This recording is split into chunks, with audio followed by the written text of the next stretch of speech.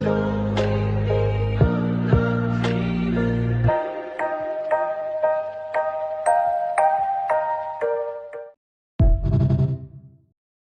there, everyone. I want to welcome you to another episode of the 120 podcast. I'm your host, Jackie Duda, and I talk about sepsis, chronic illness, and disability on this podcast. Believe it or not, all three are related. I have Crohn's disease, POTS, hypermobile Ehlers-Danlos syndrome, and osteoporosis. 4 years ago, I had a case of undiagnosed diverticulitis. I had no idea I had it. It led to a colon perforation, which led me to go into septic shock. I nearly died. I had to be flown to Baltimore, about 75 miles from my home at the time, for life-saving surgery. And every single day, believe me, I am grateful for all the staff that took care of me that morning. Anyway, I'm here today with another sepsis survivor. His name is Don Smith, and I met him about 3 years ago. You hear me talk about Sepsis Alliance a lot, and it's that great nonprofit. I'm on the advisory board with them. And 4 years ago, or rather 3 years ago, they saved my life. They saved my mental health, especially because I was crying and always upset about being a sepsis survivor and trying to recover because it was extremely difficult. And I signed up for, I found Sepsis Alliance on Instagram. I signed up for this Connect program they were talking about where we could talk in sort of like peer group forums online in groups like the survivors group, the caretakers group, and for members who have lost someone to sepsis.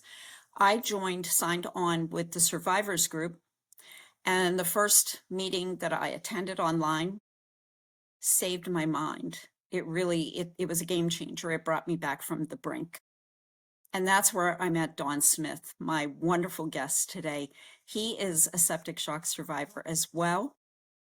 When I saw him talk and other people in that group were talking about their experiences, I finally realized that I wasn't alone. And Don is exceptionally good. He's excellent at conveying his story and talking about what it all felt like. So I couldn't wait to have him on the podcast.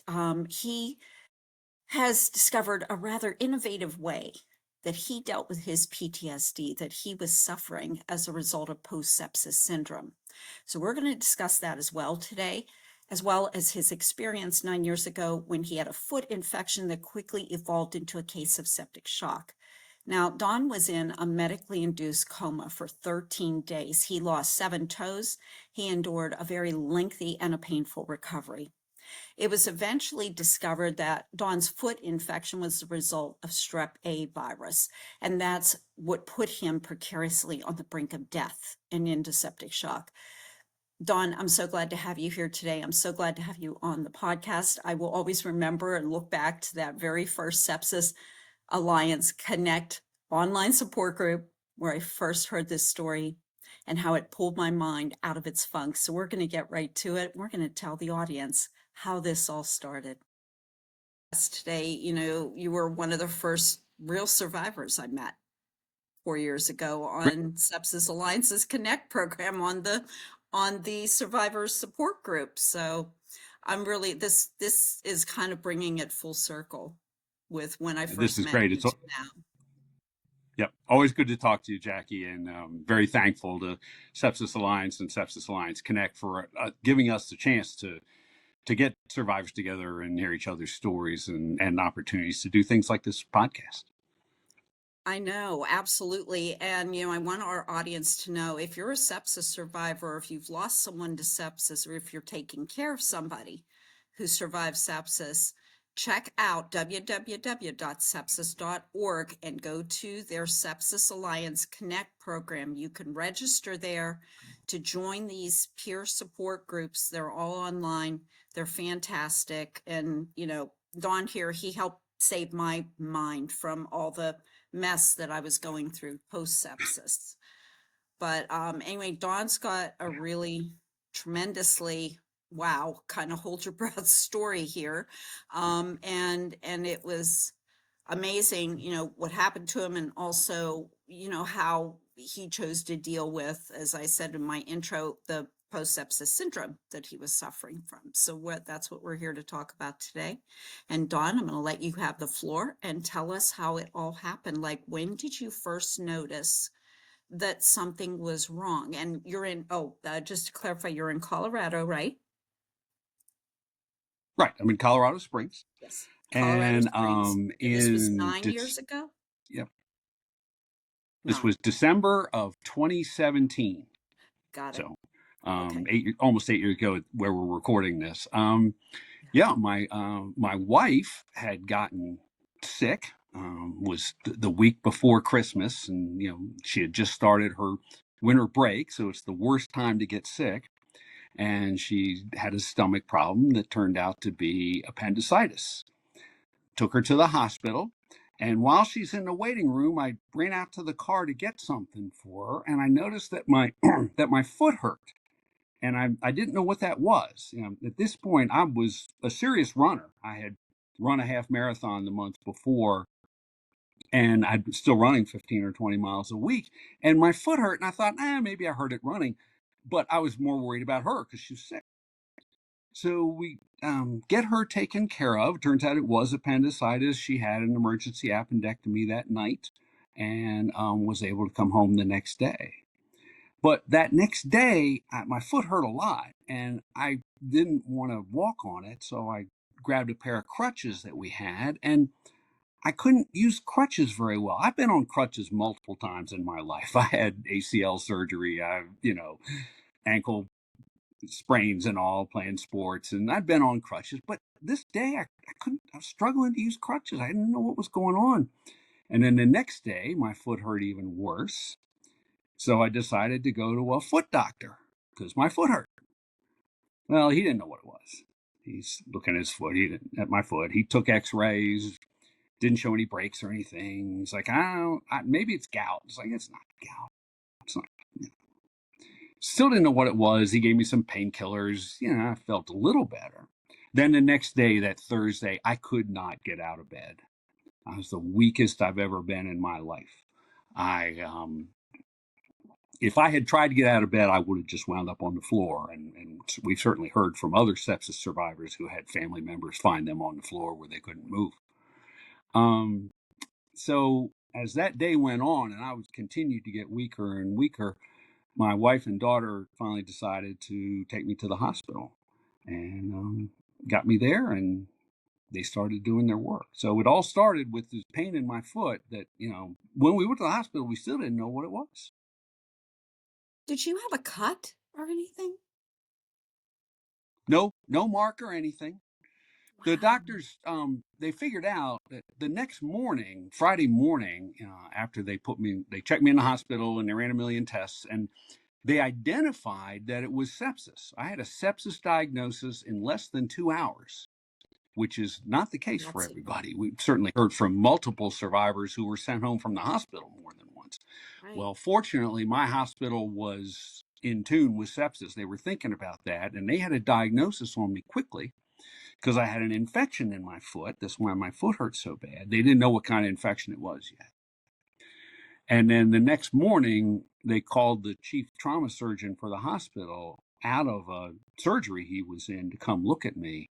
And he said, well, we got to take this guy down right away because he's got severe case of sepsis. He's got some kind of infection in that foot. We got to find out what that is.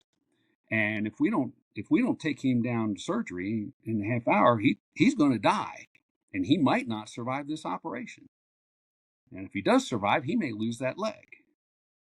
So that's how I went into the first surgery for this. Meanwhile, I left my wife and daughter hanging for 2 hours, wondering if they were going to get me back. Yeah. In that surgery, the surgeons poked around to see if they could find any kind of point of entry for the infection, and they never did, which the doctor said is not that unusual. That happens sometimes. Really? They can't find how it got in. They eventually said it was even possible that I had respirated it and that it had wound up in my foot. Oh my That goodness. kind of thing happens sometimes where the infection will actually migrate through your body. Our survivor friend Andrew he got sepsis from a minor surgery to remove a little lump off his leg, and he wound up with an infection in his shoulder. with a strep infection in his shoulder. So strep can move around, apparently. That's horrifying. And this was yeah, his was strep. Yours was, did they Mine was evaluate strep A. anything? Strep Yeah, A. Yeah. yeah. Wow. They took tissue samples in that first surgery and sent them out so they'd know what antibiotics to go with to Yeah. get the infection. And came back as strep A, and they're like, okay, that's good because strep responds. So we weren't dealing with a what is this infection kind of situation. They got me on antibiotics, and they had probably killed off the infection within 36, 48 hours with the high dose Incredible. antibiotics. But But see, what blows my mind, Dawn, is you couldn't see it. Like your foot didn't show anything. It wasn't it was revealing anything. it was red and swollen, but we Okay. didn't know what that was. Yeah. I was still thinking it was a possible soft tissue injury, and that's why it was swollen. I've From all sort your of had enough of running. those over the years. Yeah. Yeah, yeah, from the running. So Okay. I didn't know what it was. We didn't realize, and the podiatrist could have done some kind of stick test or something and probably would have gotten pus and gone, oh, okay, we know what but he didn't Yeah. do that. And I'm not trying to blame him. I'm just saying, Right. as a patient, you always have to be willing to ask questions. Yeah. And if the answers you're getting don't seem to be enough, you have to be willing to challenge and say, I don't think that's what it is. What else can we do? Right. Speak up.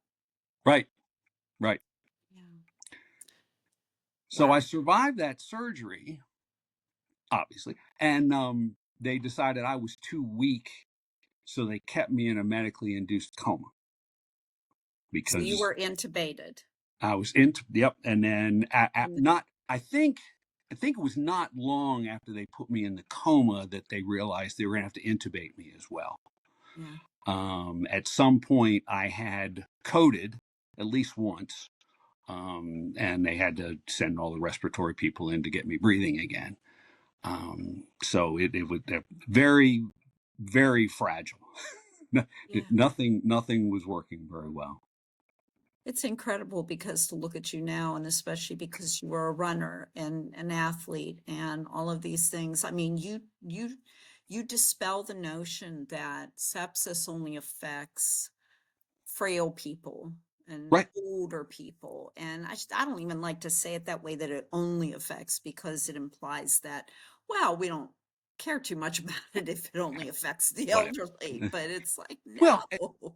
and if that were true, that would direct how they thought about research and care and all. We know we Right. have a segment of the population we can focus on, Yeah. but we from Sepsis Alliance, we know our friend Caitlin who almost lost her 2-week-old baby to sepsis. Yes. So it can get anybody, and it's not always obvious that you have an infection. Of course, an infection must be present to have sepsis. That's what sepsis is. It's your body's Yes. toxic reaction to an infection. But in my case, I didn't know I had an infection. I just knew my foot hurt. Right. And I could see where your podiatrist thought gout, because if it was puffy and, I mean, that it would appear to look like gout. Yeah, my foot kind of looked like a potato with toes on the end of it. So Oh, it was just round. yeah. Yeah. Yeah. Which is what some cases a gout can look like. That's crazy though. Yeah, Wow.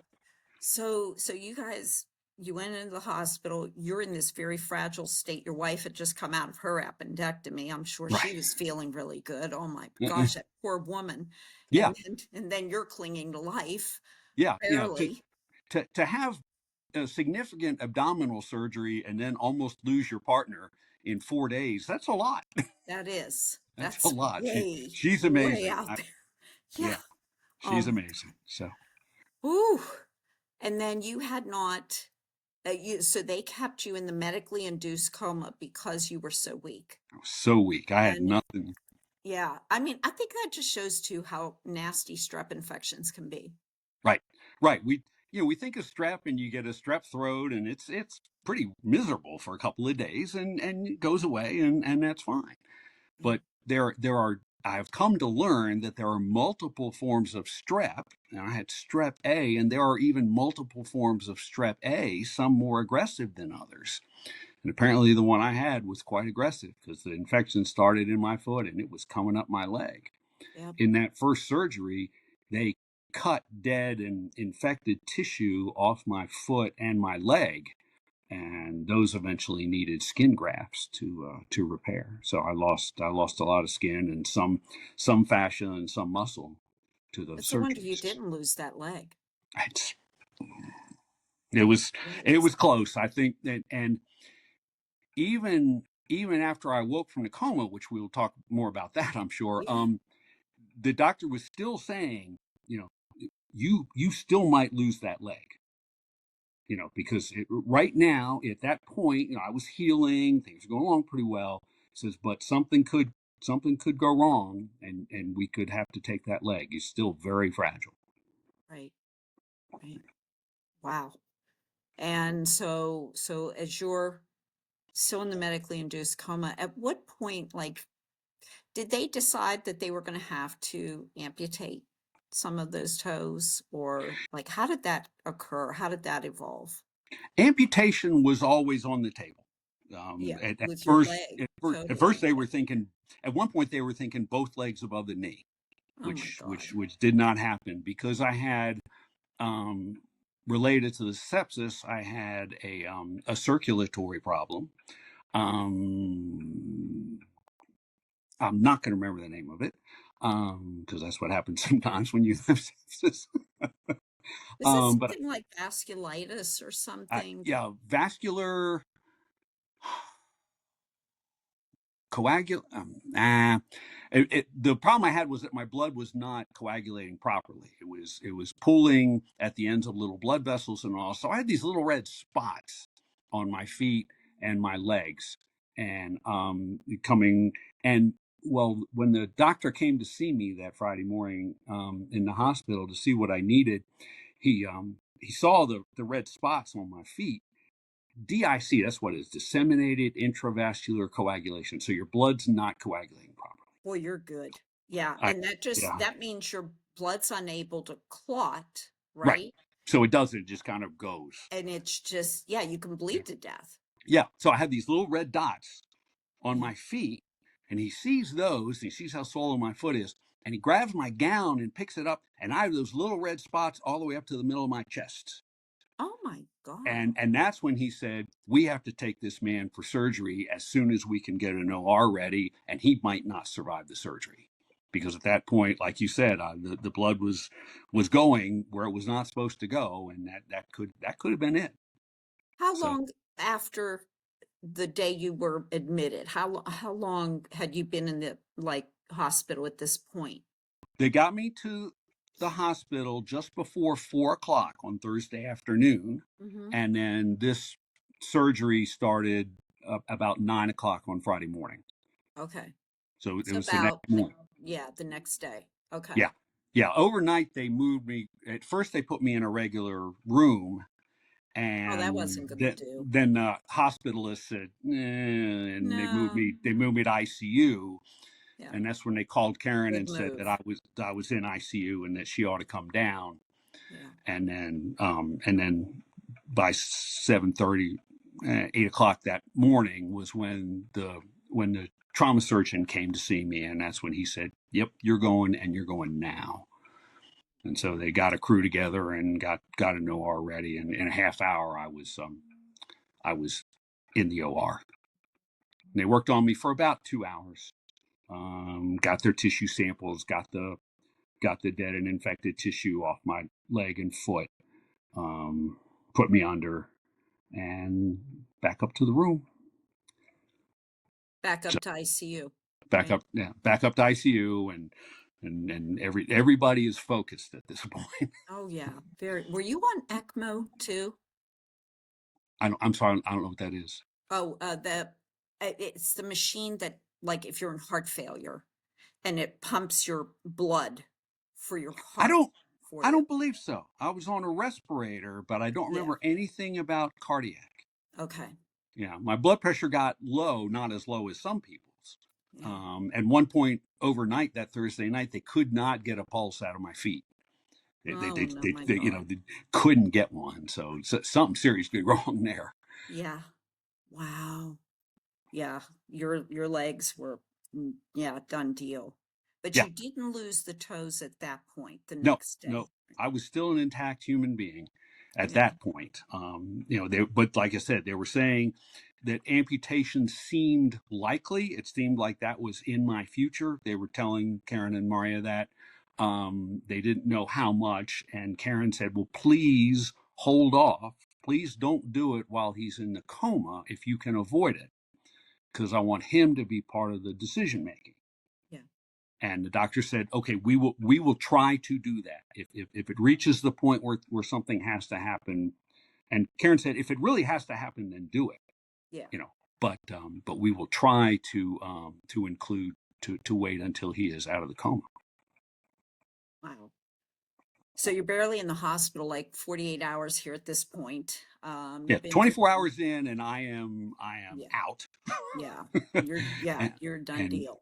they are now there, and of course this is the Friday before Christmas. Oh So my God. this is a Yeah. suboptimal time to be that sick, because the hospital crew is down, and so. Lower But staffing and yeah, yeah, but boy, those people stepped up. They were fantastic. yeah. They and of course Karen and Maria and our older daughter Caitlin, who lived in Las Vegas at that point, but she and her husband came back to Colorado to be with us, Right. and they developed really good relationship with the hospital staff, and Hmm. and got to where the doctors would say something and then leave, and then nurse would be, well, like, all right, here's some more information about that so you can better understand what's happening. The nurses are like the interpreters. Yeah, because they can get some of the jargon out so that Yeah, I mean, I was in a coma. I didn't hear any of this, but yeah, some of the jargon out so that Karen and Maria and Caitlin could understand what was going on, right. and then better able to make decisions and all. Yeah. Now, was that when, after that surgery, and so you were in the medically induced coma still, Right. and is that when your recovery began? Or, I mean, because you're not even awake yet at this point. Right. Yeah. With as I understand it, right, and I have all my medical records. I have 3,088 pages of medical records. Fortunately, on Those disc, not sepsis on paper. records are like that. Yeah. Yeah. Fortunately, it's on disc, not on paper. Yeah. Um, but as I understand it, the infection was probably gone by Sunday.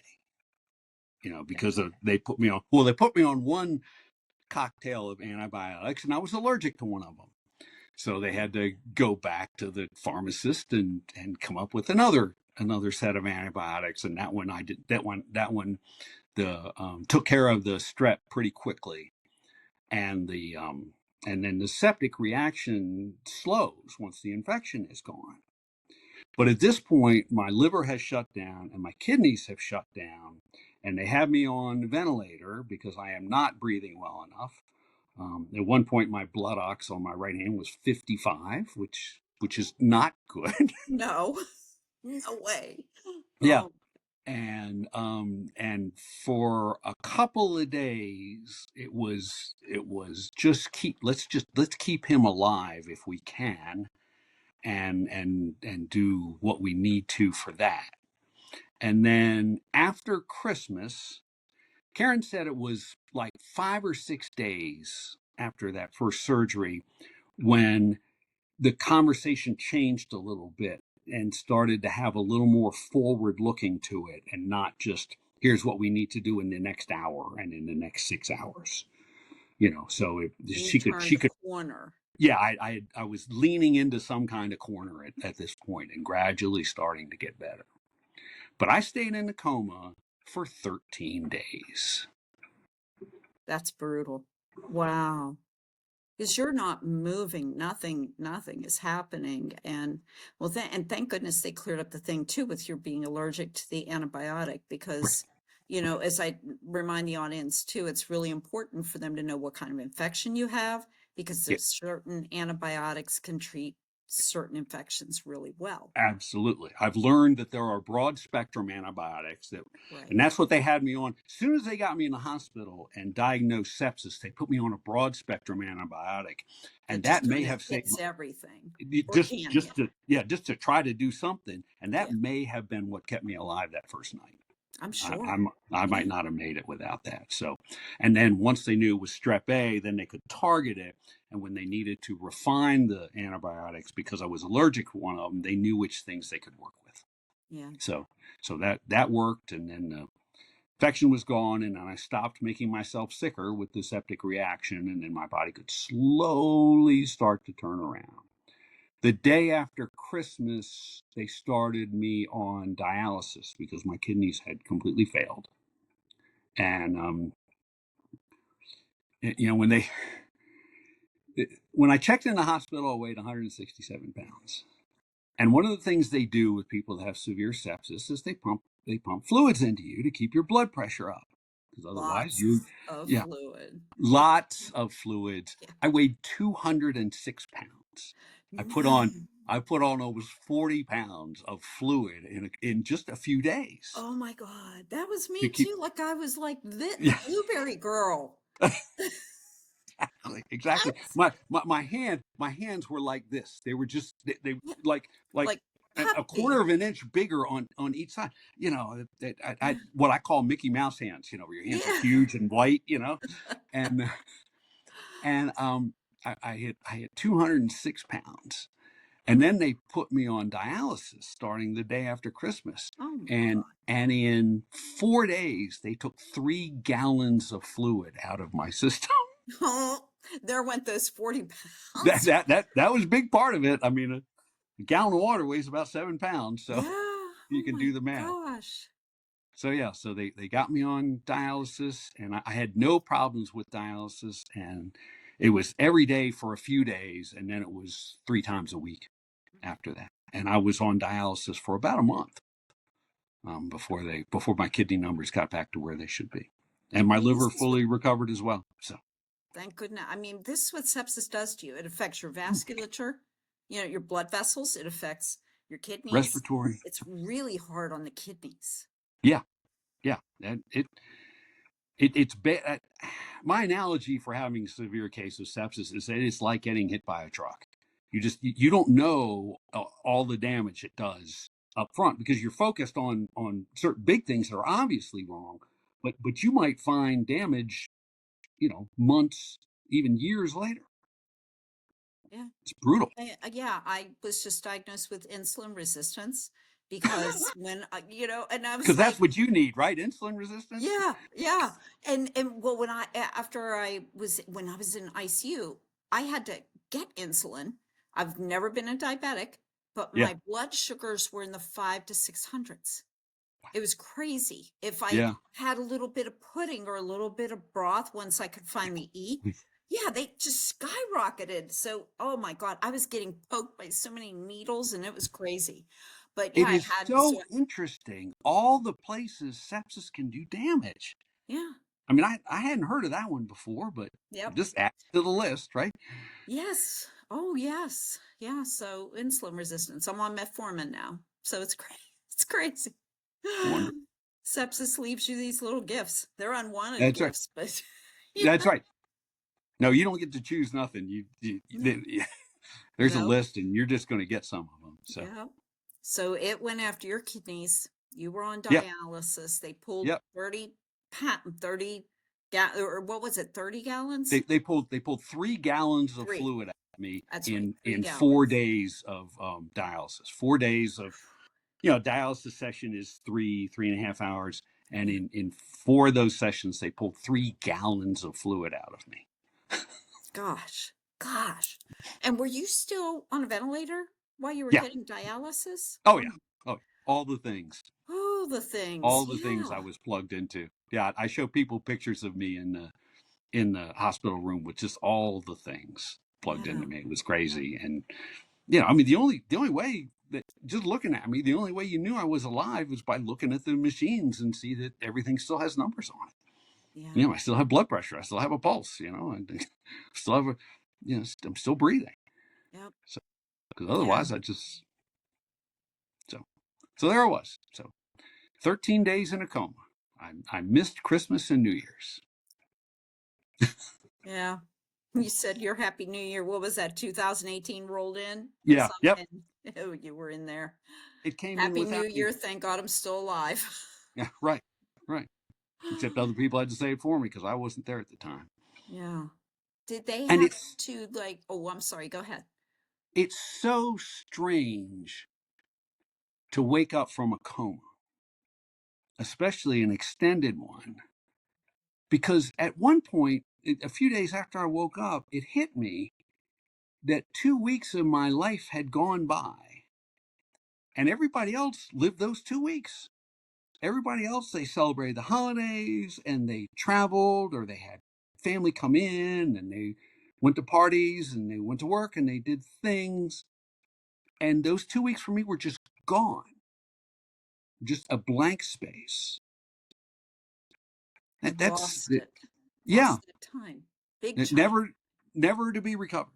Yeah. So it really made me think about time and all, and the limited amount of time that we have. And people say, what did you learn from that? And I say, one thing I learned is, if you have something you need to do in your life, if you have somebody you need to come to terms with, or something you need to take care of, you need to do it, because you don't know when you're going to get another chance. Yeah. It can all be gone. Here, here. Yeah. Yeah. I had a sore foot and then I was in a coma for 13 days. I mean, Right. Yeah. crazy. And at first didn't even know if you were going to survive. And then you Nope. slowly start turning this corner. And then Right. suddenly you're conscious again. Do you remember anything from being on the ventilator? I don't remember anything about being on the ventilator. Mm. Well, I have a little memory of fighting with the ventilator, because it was trying to make me breathe in a particular pattern. And for whatever reason, I was uninterested in that pattern. I was going to breathe on my pattern.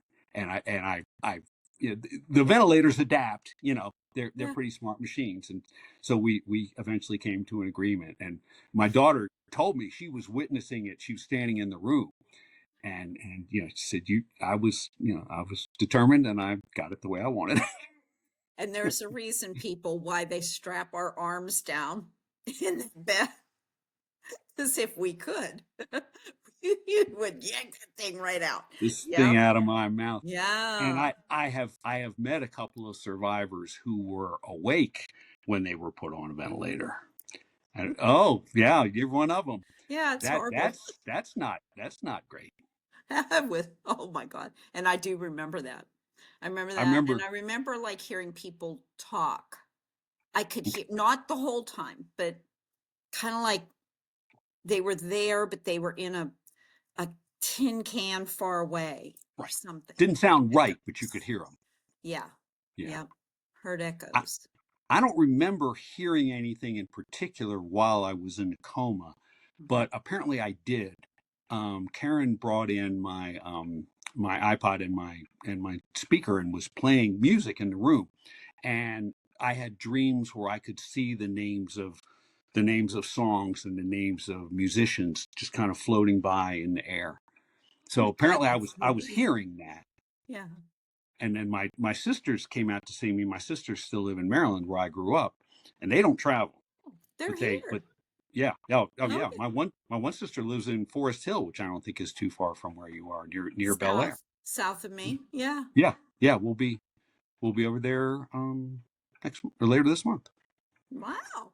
So they came out to see me, and apparently my older sister came and sat down by the bed and started talking to me. And apparently I just turned my head to hear her, because big sister talks.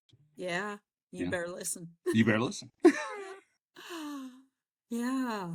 Oh, yeah, and that is why I think it's important. I always tell people when they have a loved one in ICU on a ventilator, talk to them Talk to them. because they They can can hear hear you. it. They can hear And you. you don't know, for some people being in a coma is torture. Yeah. because they hear everything and they feel everything. They just can't express anything. Right. So don't talk about the person in the coma like the person isn't there. Yeah. Be Don't talk aware about they can hear that's right. you. That's right. They may be able to hear you. They may be processing everything. Yeah. So talk to them as if they were there and hearing you and responding to you, because that information could make the difference for them as far as, continuing to fight, because Right. fighting is what it takes. Right. Yeah. You want to keep telling them to fight, fight, That's fight. right. And so all of a sudden you're back and you're back. Who told you? Who told you? Like, was it your wife, your doctors, combination of everybody, your daughter? Who told you what happened to you? Everybody. And it really, for me, it could not have worked out better. Yeah. I woke up, it was, I think, late in the morning, and um, they knew that I was going to be coming out of the coma, because they said we're going to reduce it. They had tried a couple times before, and I hadn't been able to sustain it. But they're like, okay, we're pretty confident he's going to be okay today. So they backed off on the sedation, and I woke up. Of course, I don't remember anything from the day I went to the hospital. I still don't. So I woke up. I knew where I was. I know where I was. I I woke up expecting to be in my bed. I was clearly not in my bed. That clearly not. It's No. right. It's like I'm in a hospital. I thought, and I'm thinking to myself, why am I in a hospital? Yeah. And I'm like, that's right. I was sick, so I'm in a hospital. Huh? And as my vision's clearing up, I can see Karen's right there, and Maria's there, and my brother is there. Well, my brother lived in Houston. Oh, I'm like, so he flew in too. why is Larry here? Huh? I'm in a hospital. Why is Larry here? That's where it hits you that, hey, Yeah, I must have almost died. this must be something. This Yeah. must be bad.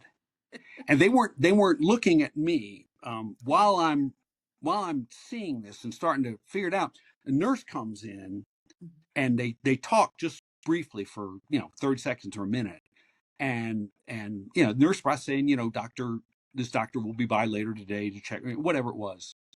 And the nurse leaves, and I see this, and I'm like, well, nobody's upset, everybody's okay, so I must be okay. People say, weren't you panicked when you woke up? I wasn't, because loved ones were there and they were okay. And so I thought, oh, okay, well, I want to say hi to them. So I said hi, and they didn't move. And I said hi again, and they didn't move. And I realized I'm not hearing myself talk. I said, so I can't talk. So I'm in a hospital, and my brother's here, and I can't talk. Huh. So what is going on here? Of course, my brain is not working very well at this point, so No. it's working through all this stuff. So I thought, I know, I'll wave to them. I'll hit do something. I'll get their attention, and my hands wouldn't move. Because you're Not, still, no, they weren't. I wasn't restrained. oh, you weren't restrained at this My point. hands wouldn't Okay. move. You They wouldn't just move, couldn't move. and I looked Uh-huh. right at them, and they wouldn't move. Yeah. And I'm like, what is this about? Yeah. And Karen looked over and she goes, "Oh, you're awake." Huh? And I'm like, "Yes." Is that news? Is Yeah. that a big deal? And they come around, and oh, it's so good to see you, and all that. And then they slowly started filling me in on what had happened. And I assumed they had to tell me everything two or three or five times, because again, I was processing very slowly. You You know. cannot process at that point. You think you are, like in a way, Yeah, maybe, it, but it it took a little while to it's not. realize it, and that's a weird moment to realize that your own brain isn't working very well. That's a moment, Yeah. you know. But so they're slowly starting to tell me what had happened and what was going on, and I'm taking this in, going. I mean, I know they're not lying to me. These are some of my favorite people. So Yeah. I know this is good information. So I'm just taking it in and trying to deal with it. All right, all right. And then after not long, within an hour or so, I guess, the doctor, the trauma surgeon who did the first surgery came in. Oh, he's awake. You know, oh, you're awake. Good to see you. Good to see you, Don. Um, and says, did you tell him about his feet? Hmm? What about my feet? Yeah.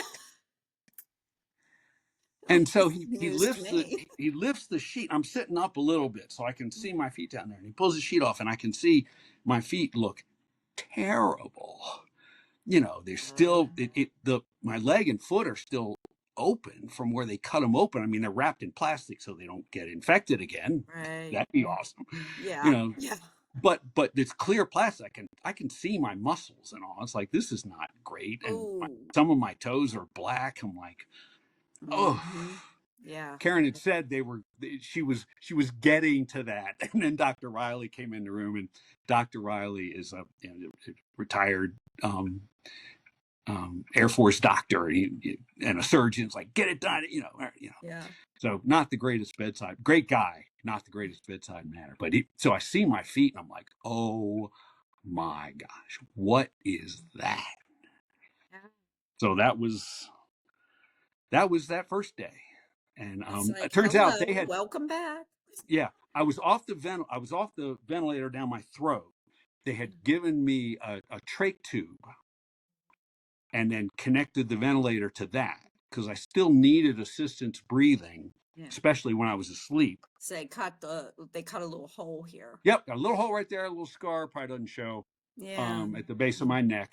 Yeah. And they put the trach tube in, and then they could fasten the ventilator to that and keep me breathing, but keep my mouth open. Oh, there you You go. know, So you were able so to that talk. well, I couldn't talk No. because with that, no air is moving past my vocal cords. Oh, that's right. Oh, yeah, you need that. Yeah, Just so air moving past vocal cords is, yeah. and I couldn't talk. Yeah. So that was, and then Mm. after like 5 days, they didn't have to put me on a ventilator anymore. So they changed the tube to a smaller tube that they could put a speaking valve on, and then I could start to talk. Oh, So for 5 days, we were playing lip reading games. oh boy. Oh boy. Karen had great idea. She says, I'll bring my iPad in and he can type. I couldn't push it hard enough to make the letters appear. I could put my hand on the keyboard, but I couldn't make it recognize and and I couldn't make it recognize that I was there. So I couldn't even do that. And even if you could do that, like they gave me a whiteboard and Mm-hmm. I couldn't make any sense out of anything that I was writing. And I Yep. got mad because they couldn't understand me because I thought I made I'm doing sense. this right. I'm Why doing this aren't right. What's you wrong getting with it? you people? No one Yeah. can. And I kept tapping the marker on the board, going, here, here. The one sentence the only sentence I spelled correctly said, now I know why I was in so much pain. Okay. That sentence Okay. all came out perfectly, but my husband took snapshots of the rest and all that because he said, I would ask you later, Yeah. what did this mean? And you're like, I don't know. I wasn't there. I I don't know anything about. I have no idea. It's like, Yeah. wow. Yeah. Yeah. And just for the benefit of your viewing audience, this is Dorian.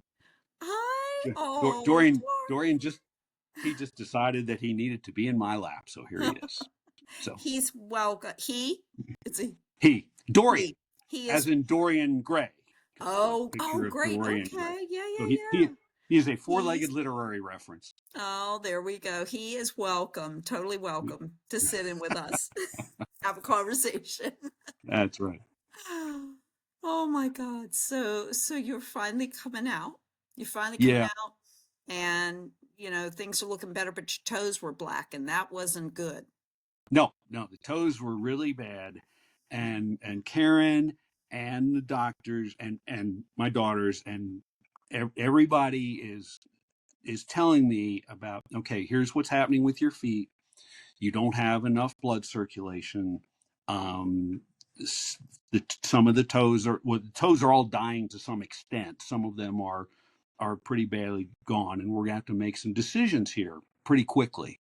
But we wanted to wait until you were awake so that you could participate in the decisions. And I'm taking this in and going, yeah, that stinks, but that just, I can see it. I mean, that just seems to be how it is. So we'll do what we have to do. So the third day I was awake, this is January 5th. This is a Friday, I guess. Doctor says we need to take those toes off your right foot and not just the three toes in the middle. He said not just the toes, there's some tendons and some tissue and all in there that is still infected and really needs to go. I'm like, well, all right. And so they bring in the release form. I'd had half a dozen procedures at this point, just while I was in the coma. So they bring in the release form, they hand it to Karen, and she's like, no, he's going to sign them now. So she handed the thing to me, hands the clipboard to me. And I take the pen and make sure that I'm kind of getting what they're saying. And I go to sign my name, and to make the D, and I make the line, and I tried to make the rest of the D, and I couldn't. All I could do was make that line. Up. My hand just wouldn't work, wouldn't do the rest of it. And this is over So we 2 had weeks later at this point. Yeah. And Yep. yeah. Yep. So we had a little chuckle over that, and I handed the clipboard back to Karen. Yeah. You just make an X at that point. Yeah, that's right. That's right. And then let my witness, put her name on there. Yeah. They took me down and they took my toes off. I don't really remember much about that. And the one big thing that I've learned, and this is for patients and medical folks out there, is let people help them process what it means to have part of your body amputated. Because I didn't process that until I'd been home from the hospital for months. I just kind of said, well, that's the way it is. That's the way it has to be. But I didn't do the hard work of internalizing what it is that part of your body is gone and it's not coming back. It's a loss. It is. Not just limb loss. It's a loss. Right. It's a loss physically and psychologically and emotionally. And all those things are tied together.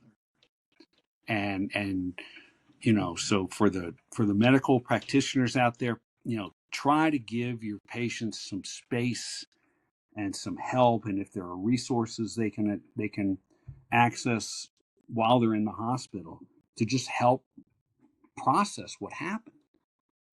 Because parts of my body are gone, and that's going to affect me every single day for the rest of my life. Yeah.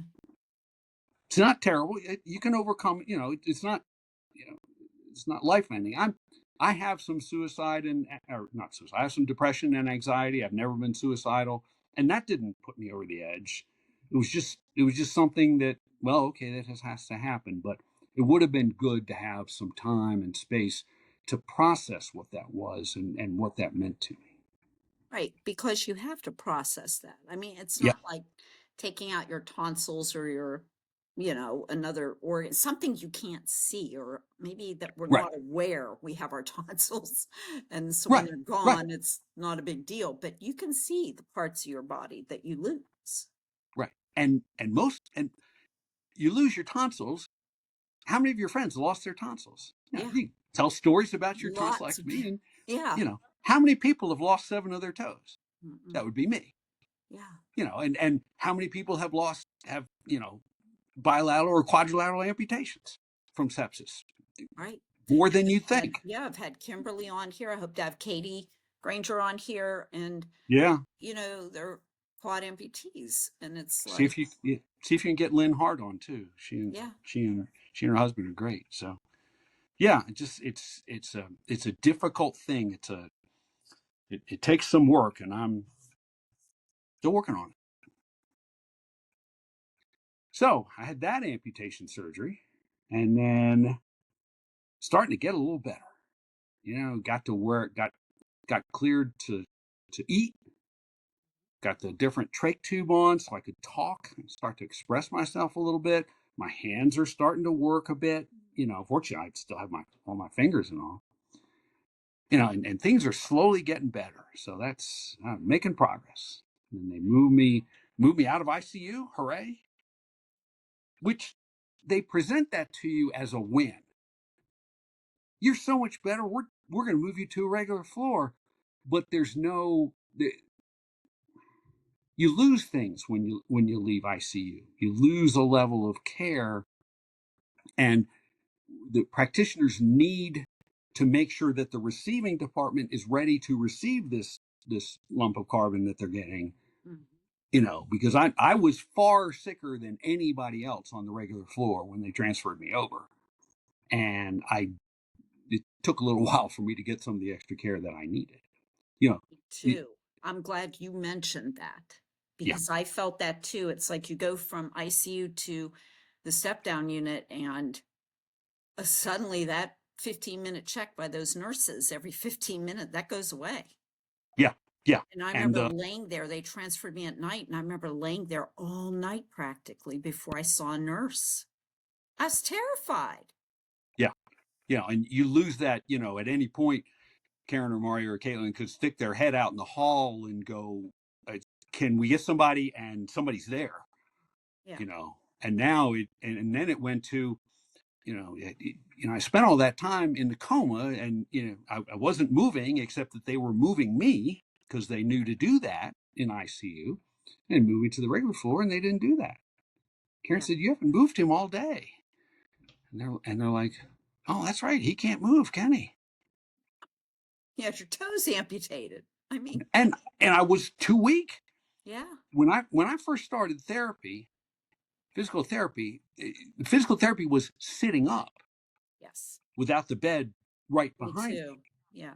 I couldn't and walk they either. would they would sit me up, and my blood pressure would drop 20 points. Yes. I mean, I was sick. Yeah. I was still weak, Yeah.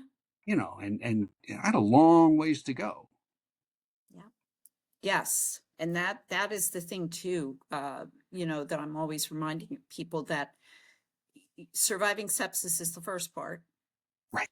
Then comes the next part, and you got to recover. And you're describing that profound weakness so well with such clarity. It's like, it still didn't stop you. If I recall, you did try to escape from from one of your nightmares, was it? I had a, I Yeah. had, I never have sweet dreams. I very rarely have nightmares. I had a nightmare one night in the hospital, and I came out of the nightmare with this panicked feeling of I have got to get the hell out of here Yeah. right now, I'm right leaving. now. Yeah. And so I looked, and of course the bed rails are up, and the bed's alarmed, but I see a gap in the bed rails. So I'm gonna go right out there. And so I start scooting myself down the bed. Of course, I set off the bed alarm, and I think I had one leg kind of sticking out or something.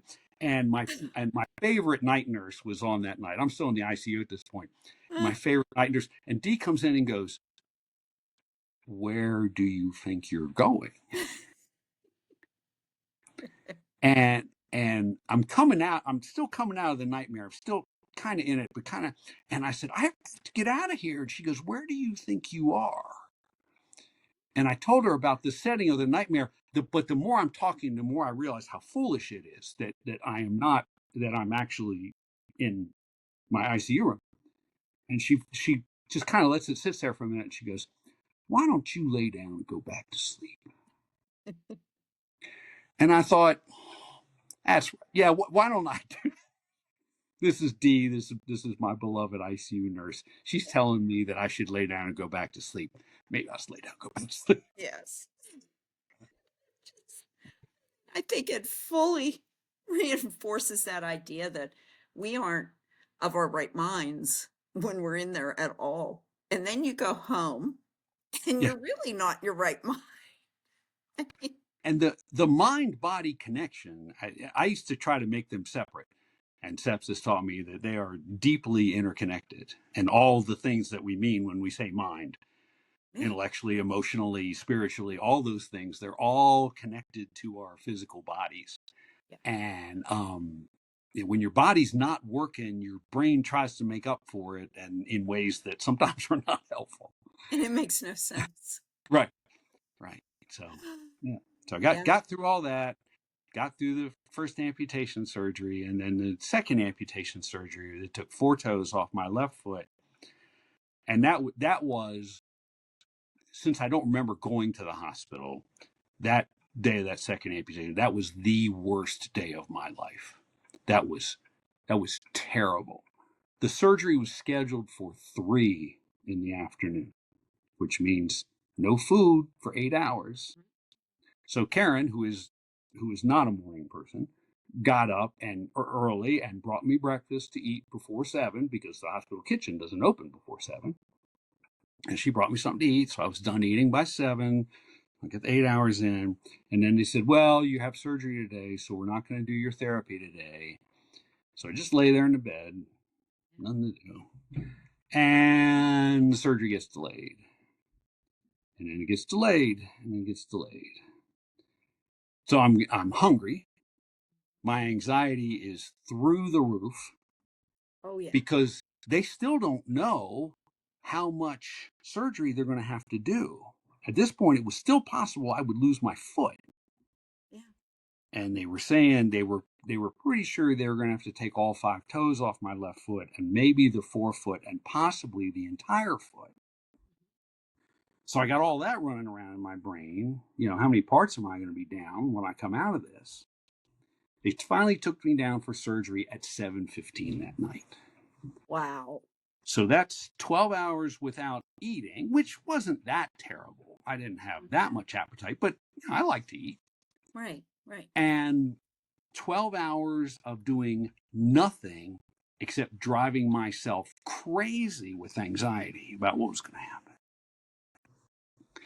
Took me down, did the surgery. Surgery went fine, no complications. They discovered that my big toe on my left foot was healthier than they thought. And they said, "Actually, looks like this one's going to survive. So we'll leave the big toe and take the others," because the others were gone. I mean, they had gangrene. They were gone. And take me up to a recovery room. I wake up in recovery room. There is nobody in the recovery room but me. There's no other patients. There's no staff. And within a couple minutes, some nurses came in. So it wasn't like they had forgotten about me or anything. But just to wake up and go, there's nobody here. Yeah. I mean, am I in a parking lot? Where am I? Was this like still January? Yeah, Or this is were we? this is January. This is January 17th. Okay. Yeah, 17th. And so they came and they checked on me, and you doing okay? Yeah. Take me back up to the room. And while I'm up to the room, and Karen's there and Maria's there, and I'm talking to them, and the anesthetic wore off, and the pain. Oh gosh, my feet hurt. Looked at Karen. I said, "Take me home. Get me out of here." She's like, "We can't take you home. We can't care for you there. Just." So they finally said, "Do you need painkiller?" Yes, please. "Yes, please. What do you got?" Yeah, exactly. And within not many minutes after that, the painkiller started to work, and I could feel myself relax. And finally, midnight or so, I finally went to sleep. So that was the worst day. That was, oh man.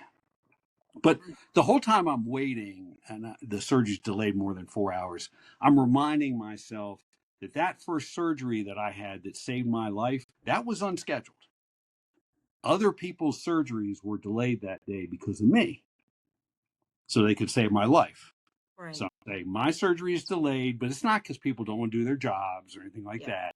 It's because something came up. So That's right. I There's just have emergencies oh to yeah, push it up that much. yeah. So I just have to be patient. I just have to deal. Yeah, you and I can understand that now. Oh yeah, In the Yeah. moment, it's like, let's get this done. Yeah, yeah, yeah, because you're sitting there and you're just stewing in it. And, Yeah, I'm spinning up and up and up and up. So, my gosh. Yeah.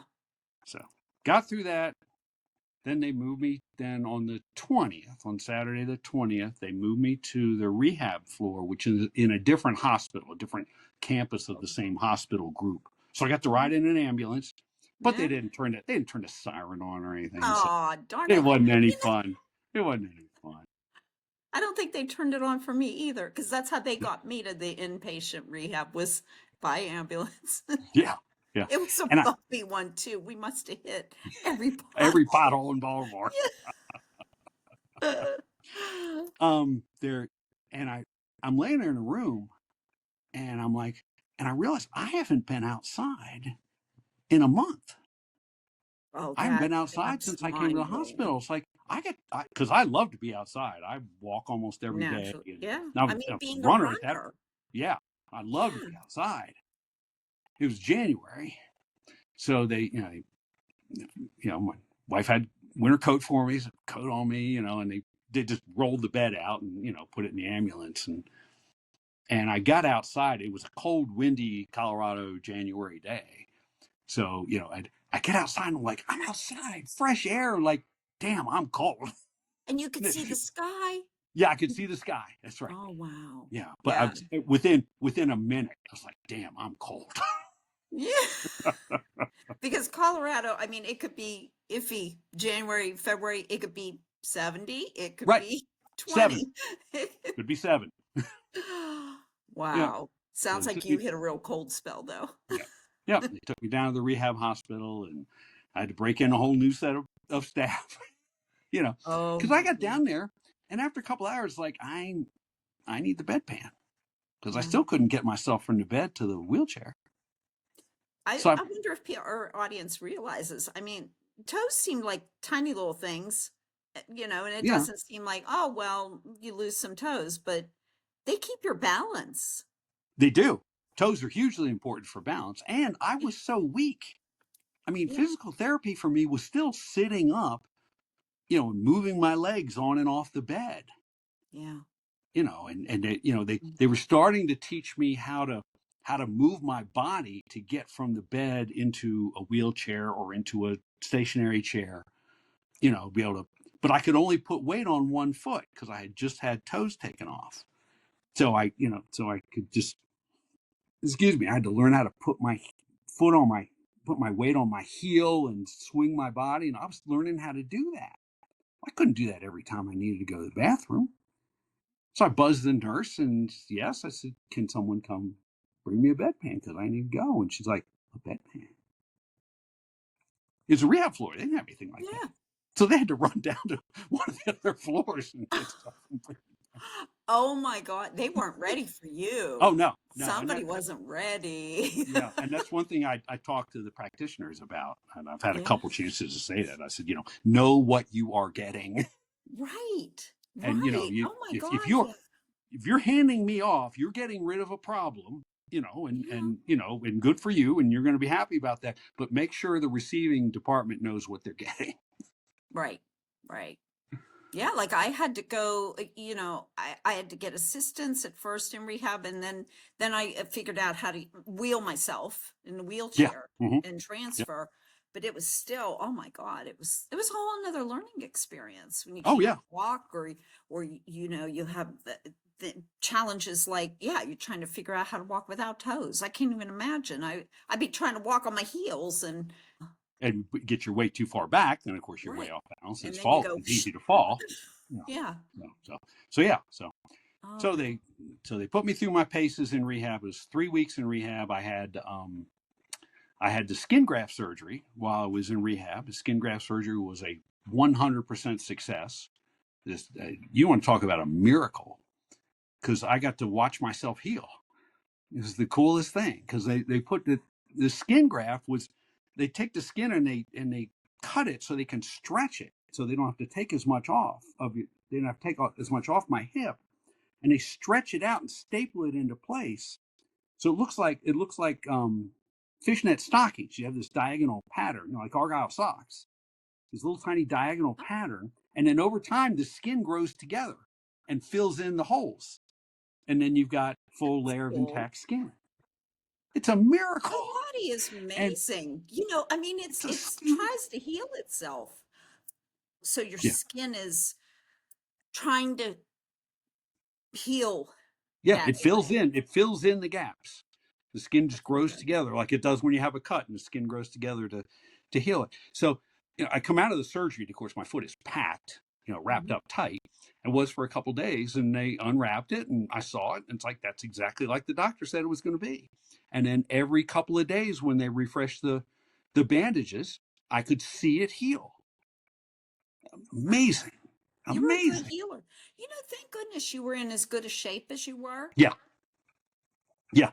The because doctor that might be told why me. your body was so Yeah, regenerative, so to speak. yeah. The doctor told me, so if you hadn't been a runner, if you hadn't been fit like that, you wouldn't have survived it. Yeah. And I think, and no medical person has said this, that when you train for something, whether it's running or whatever you're doing, something that challenges your body learns how to respond. My body was good at that, Yeah.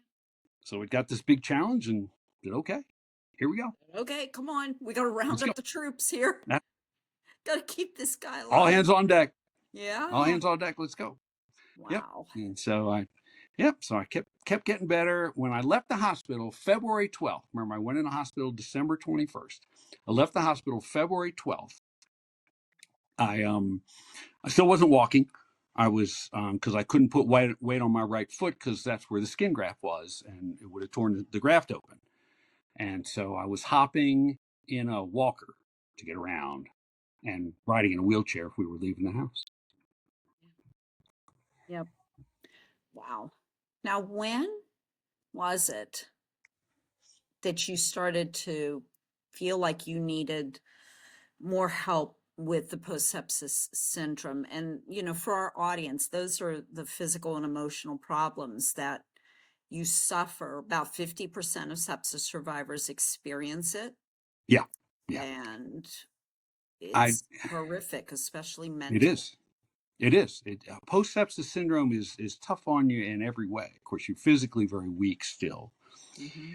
Mentally, not 100% back, far from it. Emotionally, still at sea. And I didn't really realize it. It took a while for me to realize that I could use some help, and I didn't really know how to go about it. My friend Lee Osterly is a psychologist here in town. We've known each other for 25 years. Um, and I was talking to him, and he said, "You have PTSD." And this is And often how we find out. Like we yeah, figure it out, or some doctor or somebody says, you yeah, sound like you have PTSD. yeah. And I'm like, no, well, actually, maybe I do. Yeah, Yeah. because he told me he didn't just throw that sentence out there and let it sit there. He added more information. I'm like, that really does sound like it. Yeah. I said, so what ideas do you have? He said, there are a couple of different therapies. This is the one that helped me the most. So he's speaking from his personal experience and from his experience as a psychologist. He says is a therapy called EMDR, eye movement desensitization and reprocessing. Oh, And the let me interrupt just briefly because I know I'll forget. Sepsis Alliance has your talk right, on its website, correct? yes, yeah, All about this, folks. So you yeah. can also check it out there for more information too. It's a really great But session because Lee and his coworker Hillary, who is also a psychologist, and she's a really an expert on EMDR. They talk about EMDR and how it helps your brain reprocess trauma so that you still have the memory, but it doesn't have the trauma associated with it. So it doesn't control your reactions to things anymore. So like the night I had that nightmare, and that trauma was still there in my brain, even though it was a nightmare, it wasn't an actual event. But going through that therapy with Lee helped me convert that memory from something horrifying into something that happened and that I got through and that I'm fine now. and this is eye movement desensitization And reprocessing. and reprocessing. So they use eye movement Right. It's to It's not Process always the eye trauma. movement. That blows my mind. Like, Yeah. Trauma, the reason trauma is so bad is it lives in your amygdala, in the very basic monkey brain part of you. the And most primitive part of our right. brain, right? And My all my sensor. counselor called that Amy. He said Okay. Amy was in charge Oh, when yeah. I Amy's in charge. Amy was in Everything, charge.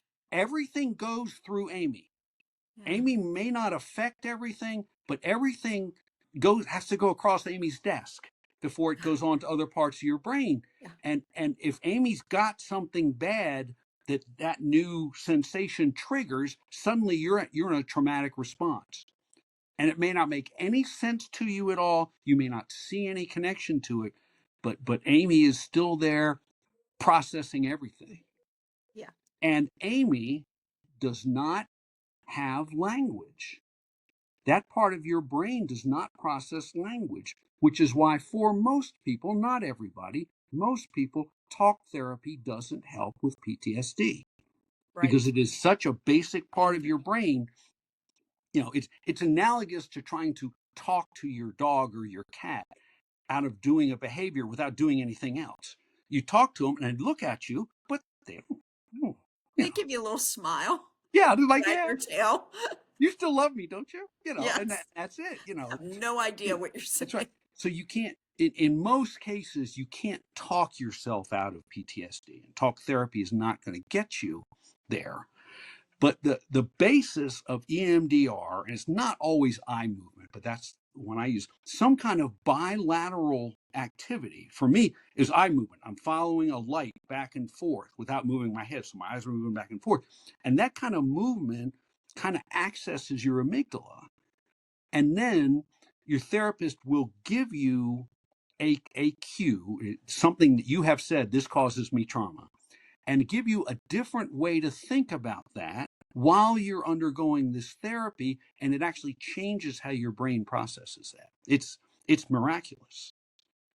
I had I think 5 sessions with Lee and cleared up so much of what I was dealing with. So if you're struggling and you think you may have PTSD, get it checked out and ask for therapies that will actually help.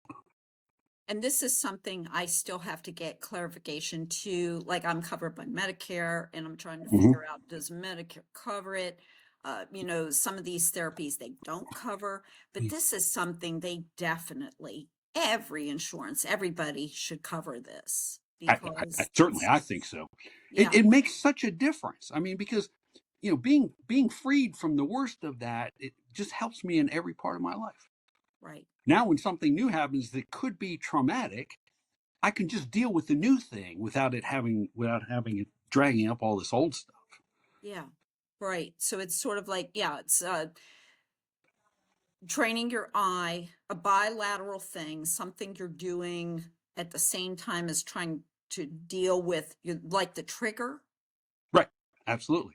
Okay. And he gave me a new way to think about the trigger. So I was thinking about this new thing while I'm doing this bilateral stimulation. And the combination of that, and the video explains it better than I can, because Hillary knows the right words for it. But So you you guys know, got to check out that video. Yeah. yep, yep, yep. If you think you might have PTSD, get it checked out. Right. And going back to the beginning, if you think you have an infection that is not responding, you need to get that taken care of. And if it has progressed to the point where you are displaying the symptoms that Sepsis Alliance associates with a severe case of sepsis, some kind of temperature, presence of an infection, some kind of mental decline, which I was in, which, going back to the beginning, why can't I use crutches anymore? Yeah. I was in mental decline. I couldn't, my brain couldn't process that much input, and feeling extremely ill. The time um, acronym to help you remember. If you're displaying those symptoms, get them checked out. Don't wait, because hours make the difference. Yeah. If Karen had waited, if they had said, let's see how he is tomorrow morning, and if he's still bad, we'll take him to the hospital, I probably wouldn't have survived the night. No, definitely not. And that's what, we always want our audience to remember is you cannot waste any time. I No, mean, you definitely have to. hours matter. And I think that was something I did want to ask you too, was, about what you learned from this experience and what our audience definitely needs to know and what they should always carry forth with them after listening to this episode. And Keep that your is keep get the treatment Yeah, fast. absolutely. Keep an eye on yourself and your loved ones. If you start displaying the symptoms, please get yourself some care quickly. I was on a survivor's call with a woman who she was doing video training for something health related. It might have been EMT certification or something. And the instructor says, "Your lips are turning blue." Oh, And that's and she's like, "I'm tired of trying to do too much, kids and work." And he's like, "No." And she wouldn't do anything. He called 911 and sent them to her house. When they got to her house, she was on the floor unresponsive. yeah. So if So you if guys, it you are happens just that fast. if you're displaying those symptoms, get the care you need now. I like the way you put it too. In the audience should want to tell them as well that when I wrote that Lancet article on post sepsis syndrome, and I have the link is in the description box, and I interviewed Dawn here for that, and you put it very well in there when you said that you've never felt that bad before in your life, and you never want to feel that way again. Nope. Nope. There are no good words to, maybe somebody else knows them. Maybe Jackie, you're a writer, maybe you know them. I had no good words to describe how bad I felt. Yeah. I mean, I was in pain from my foot, but that wasn't the problem. I was dying. I know that now. My systems were shutting down. I was dying, Yeah. but I couldn't express that. I feel the same way. Even being a writer, I can't describe it, but I know that was the sickest I've ever been. Oh And I've yeah. been sick. I've been, chronic illness. I've been sick. I've been in the hospital. I've had surgeries. And that time it was the worst. It was like maybe our body is screaming at us at that point because our body knows it's dying. So it's screaming and trying to get our attention. Do something. Do something. Right. Yes. Yeah. Oh my God. That Yes. horrifying. Now, I know that you're also very involved with raising sepsis awareness and promoting sepsis prevention. And is there any recent advocacy work that you've been doing or involved in? Over the couple of years, I've done everything from meeting with one of Colorado's senators, U.S. senators, to speaking to an eighth grade science class that a friend of mine teaches. I look for opportunities to get out and meet with people. I have an interview next Monday with a group that is studying the sepsis protocol that's been developed. And Yes. so they're trying to collect some feedback. And I'll say, well, the hospital I went to must have had that protocol in place because they were on top of it, and that The made the SEP difference. one guy, The the step SEP one, one yeah, bundle. yeah, Yes. yeah, I yeah. have this. I have a meeting with him too. Great, great. Yep. Yeah, I'm doing that next Monday. You know, I look for chances. I went to Florida earlier this year and met with some folks from Roche Medical Corporation. One of their subsidiaries has developed a sepsis a test and some equipment to use to help diagnose sepsis. So they wanted to hear from a survivor about, why is your work important? It's like, well, let me tell you why your work's important. Yes. Getting that quick diagnosis is the only reason I'm here. Right. So there's a whole string of things, and that's one of them, and that's why I'm still here. So I'm always looking for opportunities to help people learn more about sepsis and how terrible it is, and the things that we can do to help keep ourselves safe from it.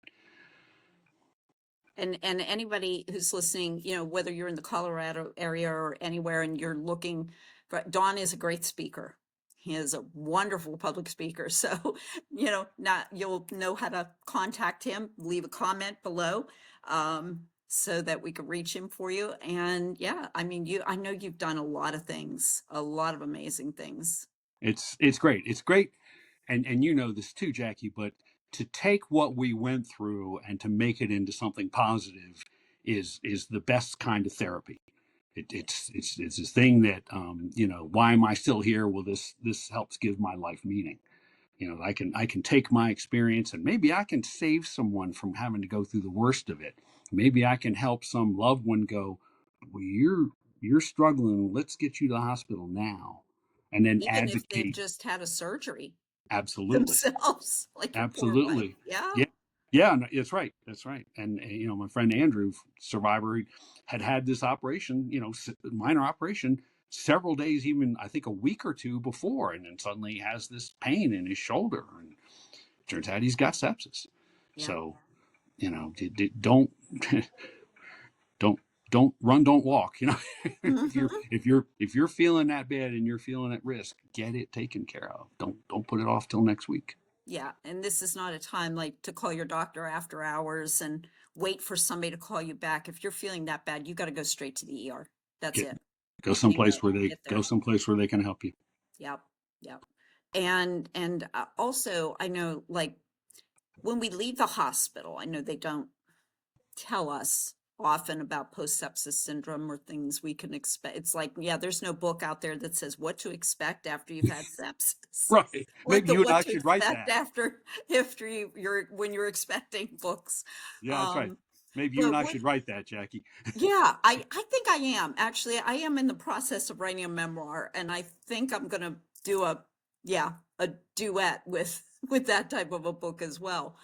Dawn, what do you think would help survivors the most in recovery, or for medical providers to know, or families to know? For providers, understand that patients probably do not know what you mean when you say the word sepsis. I came out of the coma and Karen said, you had a severe case of sepsis. And I said to myself, I said, well, that sounds bad. Yeah. If somebody tells you they have cancer, you know how to think about that. You know what questions to ask. I'm so sorry. How advanced is it? Has it spread? What the people, I had sepsis. You're like, boy, I'm sorry. You know, it, so for the medical people, please understand that people don't know what sepsis is. So when you break this news to them, they don't know how to respond. So try to go a little bit deeper slowly so they can process. Here's what that means. When someone's leaving the hospital, make sure they understand that post sepsis syndrome is a real thing. They are not crazy, and that help is available, and there's more information out there. As the hospital, you don't have to provide it, but tell them that more information is available and there are ways to find it. For people, for yourself, and for people you care about, just keep an eye on each other. If somebody's struggling, get them the care they need. Yes. Well said, Dawn. As always, so well said, so eloquently said. Um, it's been wonderful to talk with you. I It's mean, I always, think we could talk for hours. yes. Literally, we could talk for Yeah, hours. you did. The director's over in the corner going, Yeah. I'm telling you, I mean, it's so everything you provide, all the information you provide is so valuable. And I know that